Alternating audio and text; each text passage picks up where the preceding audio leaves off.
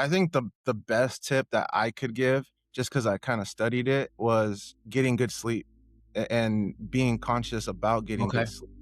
What does that look like? Is that 6 hours, 7 hours, 8 hours, naps in between the day? What do you recommend So there? the younger the kids get, the more sleep they need to get. So like a Okay. typical, like a 10-year-old probably should be getting 9 to 10 hours a night. Wow. Once Okay. they're getting older and to adulthood, 7 to 8 hours is probably the best. Okay. But quality is just as important as quantity. Okay. People can be getting lots of sleep, but it's not very high quality sleep. And so I would say, like, my biggest tip is, especially with learning, when you learn, it's important to have a good night's sleep before you learn something and after you learn something. Okay. I'm going to tell that to my 2 boys. My boy, Time out. Let me ask you this. What if the gap between where you are today and where you want to be isn't talent? It's how you're training when no one's watching. That's what this studio podcast is all about. We don't chase motivation. We don't hype potential. We build identity through habits, standards, and systems. This is where student athletes, parents, coaches, and leaders come to sharpen how they think, prepare, and perform. I'm Coach Randy, and this is the Built Different Studio Podcast. What if the biggest gap in athlete development isn't effort, but understanding? What's up, family? Coach Randy here. Welcome to the Built Different Studio Podcast, where we break down the mindset, systems, and habits that create champions in school, sport, and life. Today's guest brings something different. Not just experience on the field, but insight into the mind behind the performance. Coach Jose Licon is a 6th grade math teacher, offensive coordinator, and head baseball coach. But what separates him most is his foundation in neuroscience and trauma. Sounds very technical. He understands how athletes process pressure, how sleep affects learning, and how past experiences shape present or future performance. And here's what stands out. He doesn't coach every athlete the same because he knows every brain is wired differently. That level of awareness changes everything, from how you communicate to how you hold accountability to how you build confidence in athletes who are still figuring themselves out. So today we're going deeper. We're talking about the brain. We're talking about the behavior. We're talking about how to coach athletes in a way that actually reaches them. Family, help me welcome Jose Licon. Welcome, Coach. Welcome to our show. Thanks for having me, man. I appreciate it. Yeah, now we're excited to have you, Coach. And before we get into everything you're doing now, I want to start at the foundation. For everyone listening, tell us your story, where you came from, the journey from where you started. I know I think you were raised in Mexico, right? To where you are today, and the experiences that built you into the coach and educator you are right now. Tell us that. Yeah, so I actually wasn't raised in Mexico. I was born in Mexico. Mexico, okay. Yep. My parents came over when I was very young, I think 2-3 years old. I've grown up mostly here in Western Kansas. Okay. I went through school here. We did move away for a short time and lived in Santa Fe, New Mexico for a few years. Got it. But ended up coming back and went through school here in Hugoton and graduated high school. And, I was always pretty active in sports and played high school baseball and high school football, and got a college scholarship to go play football at Garden City Community College out of high school. Oh, wait, that's in what city? That's in Kansas too, right? Yep, that's in Kansas. One of the Kansas JUCOs out here. Okay. And it's pretty notable JUCO. Yeah. They also, I think they have a pretty good basketball program too, right? Yeah. So they've produced some really good players, and I was fortunate enough to play with some really good players there. And that's amazing. So I want to pause real quick. So all of our listeners, I don't know the exact number, but I think it's sub 7 or 8% of student athletes go on to play at the next level beyond high school, right? And you're one of them. That's amazing. Yeah. So after graduating from there, I went on and played at a NAIA school here in Kansas, also called Tabor Oh, okay. College. Okay. And, played football there. We had some really good teams at the NAIA level, went to the national playoffs, and it was just a great experience at a smaller, Christian school, but the experience was great. I'm very fortunate to have been able to have that experience there. Yeah. And Yeah. after, playing, I got my teaching degree and really wanted to get into coaching. And fortunate enough, I got a job here in my hometown as a 6th grade math teacher, and started off as an assistant football and an assistant baseball coach. And then that kind of, as the years and experience progressed, I ended up being the offensive coordinator here. Nice. Been doing that for 4 or 5 years, and then I'm also the head baseball coach here as well. Okay. That's amazing. And then can you tell us a little bit about the actually let me ask a question on that. So Yep. thanks for sharing that background. So you've invested in understanding neuroscience, trauma, and learning at a deep level. When did you realize that to truly develop athletes, you had to understand how their brain works, not just how their body performs? Yeah, so the story's kind of funny. My alma mater, Tabor, started offering a master's in education. It was their first master's of education that they were offering, and it was in neuroscience and trauma. And when people hear that, it's kind of like, oh man, that sounds hard. Yeah. And Yeah, it was for sure. hard. That's what I was saying. I was thinking the same thing. Yeah, it was hard, and there was lots of challenges, but studying the brain and kind of studying how early childhood trauma can really affect learning and affect a kid's brain. And that affects the classroom, that affects athletics, that affects their daily life, and just being more trauma responsive and being able to see that those characteristics out in the classroom or on the field, I've really benefited from that. Yeah, no, that perspective there shifts everything, because now Absolutely. coaching becomes more intentional, right? Not just reactive. And once you start seeing athletes through that lens from the brain, it naturally changes how you handle their challenges and responses. So you've said every student has their own story and every brain is wired differently. Yeah. How do you take that belief and actually apply it to day when you're balancing teaching in the classroom and coaching on the field? Yeah, so when I was younger, I'm 31 years old, so I have a few years of experience under my belt now. And Yep. when I was a new coach and a new teacher, you're just trying to do the best you can, and you're a little bit ignorant about your capabilities, and you don't really understand that you don't know everything. And so you're trying to cookie cut everything that you're doing a little bit, trying to do everything the same for every kid and every player on the field. And you find out real quick that strategy doesn't work very well because every kid is different. So, going through this program that I went through and doing my research and going through the classes, you start realizing, every kid is very different. They've all had different experiences. Yeah. Our brain is wired based on the experiences that we've had since birth, and every child's experience is different. And so that's why every brain is wired differently. And so, every kid has a different home life. You have to take that into consideration as well when you're teaching or when you're coaching. And just having that trauma lens, I think has changed my coaching style a lot. I think I'm a lot more patient, and again, I have that trauma lens. I have that trauma lens now, so I think I'm able to kind of catch those characteristics and catch those triggers that these kids have because of maybe some early childhood trauma experience.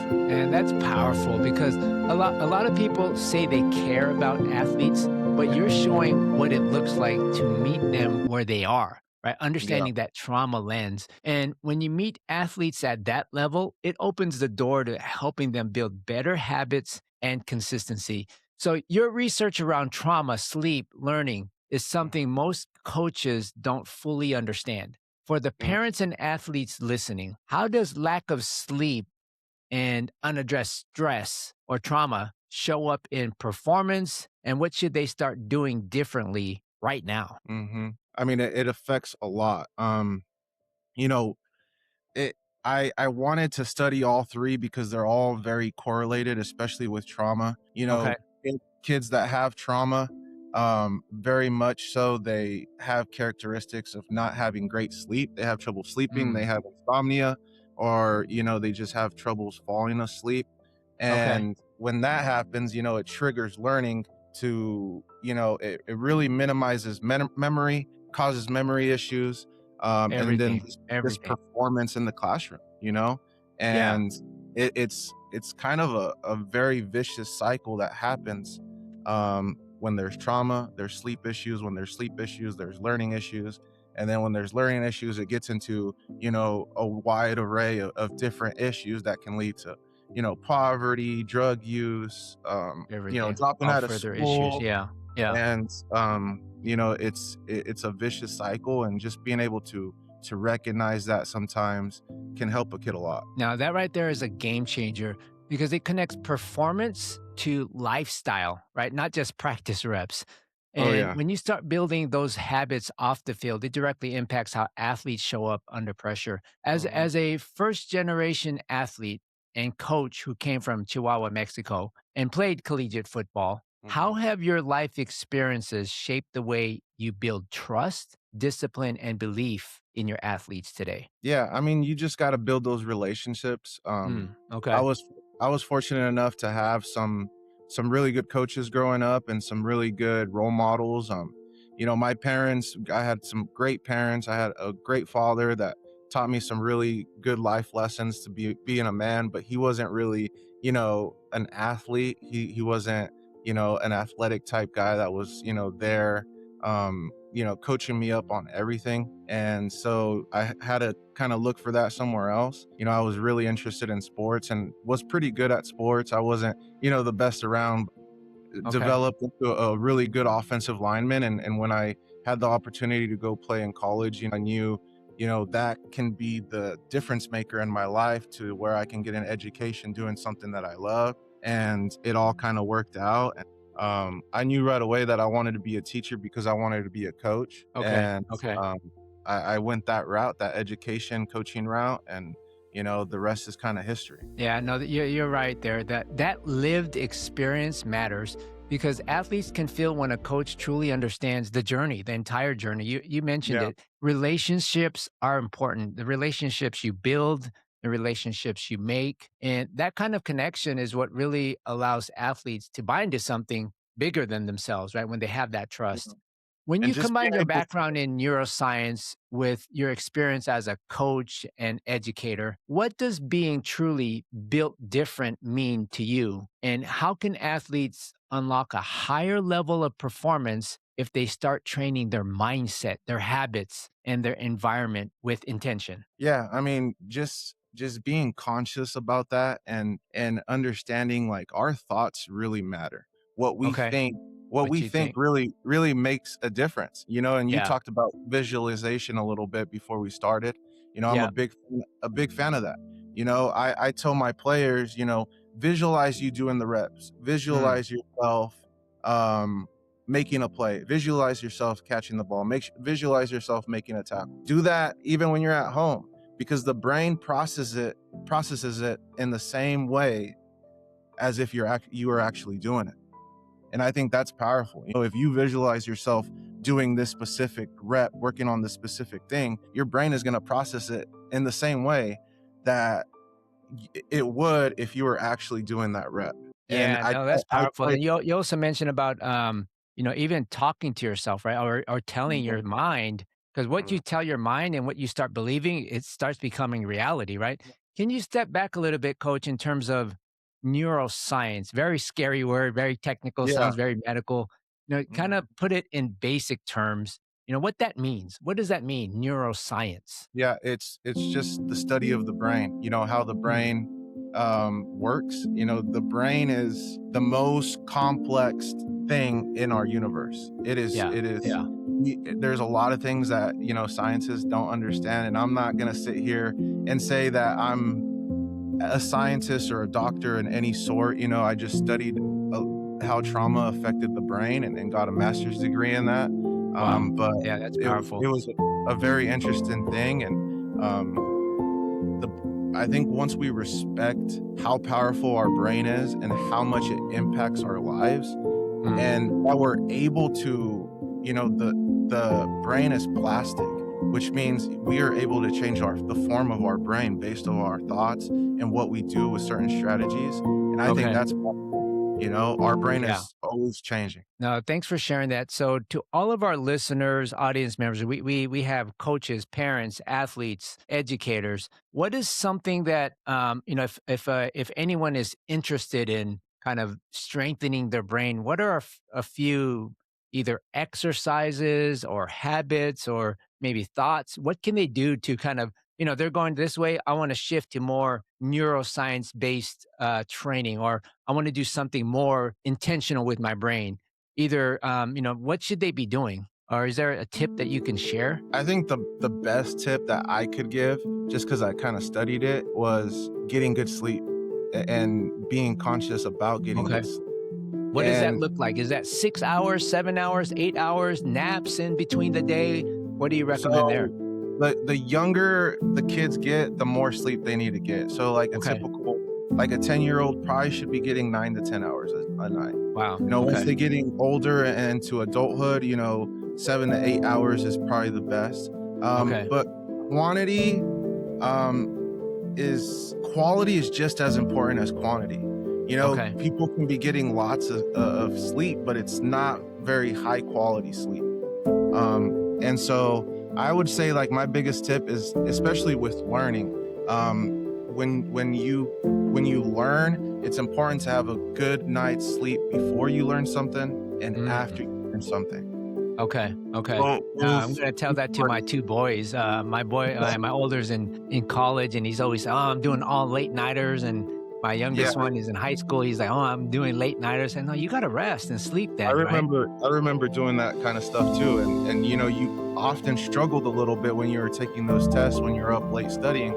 Yeah. And I think it's important, when you have to process something important and you have to learn something, you have to be conscious about getting a good night's rest before you do that. And then after you do that, just so your brain and your memory processes that and comparts it into your memory, into your working memory, and into your memory indefinitely. No, thanks for sharing that. That's powerful. Again, I love the insight you shared there. Last question for you, Coach Jose, is we've talked a lot about mental mindset. You shared your experiences growing up and the requirements that's needed to be successful in the classroom, on the field. I want to open it up to you in terms of open mic. Is there anything you want to share with our audience members, our listeners? It could be related to neuroscience. It could be related to your education, your program, whatever it is. Open mic for you. Anything you want to share with our listeners and audience members? The main thing for me, as a coach and as a teacher, you have to put in the work. Like, you have to work hard to be successful. And I think a lot of people, especially in this day and age, they're trying to take tons of shortcuts. They want to be a good coach, but they're not putting in the work. And your players can see through that. When their coach isn't working hard, then they're not going to be working as hard. And it's just one of those, vicious cycles again. Your team isn't going to be that good. And as an educator, like, you always have to continue to learn. You're a lifelong learner. There's always, education is changing all the time. You have to look at new strategies. Your kids are changing. Your students are changing. Everything is going to be changing. So you always have to be a lifelong learner. The biggest thing as a coach for me was just working hard and putting in the work that it takes to build a high quality, high performing team. And we were in Hugoton the last couple of years, and it's worked. Now, thanks for sharing that, Coach Jose. I appreciate you bringing a different level of awareness to this conversation. Family, this one hits different. Coach Jose didn't just talk about coaching. He showed us how understanding the brain changes everything about development, from trauma to sleep to learning. He gave us a blueprint for connecting with athletes on a deeper level so they can actually grow. Remember what he said, you have to put in the work, because at the end of the day, it's not just about pushing athletes harder. It is about understanding how to reach them better. Family, if you caught what was said today, then you understand this. Performance is not just physical, it's neurological, emotional, behavioral. Coach Jose showed us that in order to accomplish real growth in school and sport, you need exactly the right understanding of how the brain works, the right habits around sleep and recovery, and the right system that connects mindset, academics, and performance. He mentioned education, become a lifelong learner. Hard work. Coach Jose, thank you for the impact you're making both in the classroom, on the field. I appreciate everything you shared with us. Thank you so much. Thank you. Thanks for having me.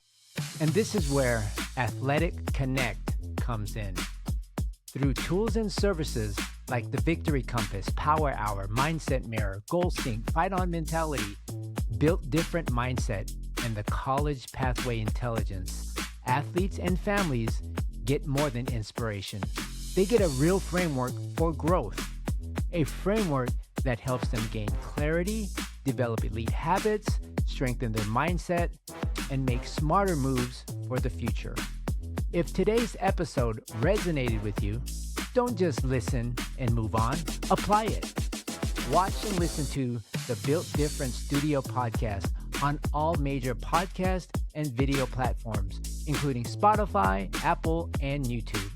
And if you believe your story, your leadership, or your journey can impact the next generation, visit www.athletic.connect.com. That's with an IQ, and fill out the application to be on the show. This is bigger than content. This is about building champions in school, sport, and life. Handle today with intention. That's how champions are built. Fight on. Remember this, family. Talent might open the door, but your mindset, your habits, and your discipline decide how far you go. So keep showing up, keep building, and keep choosing the harder road, because that's the one that makes you built different.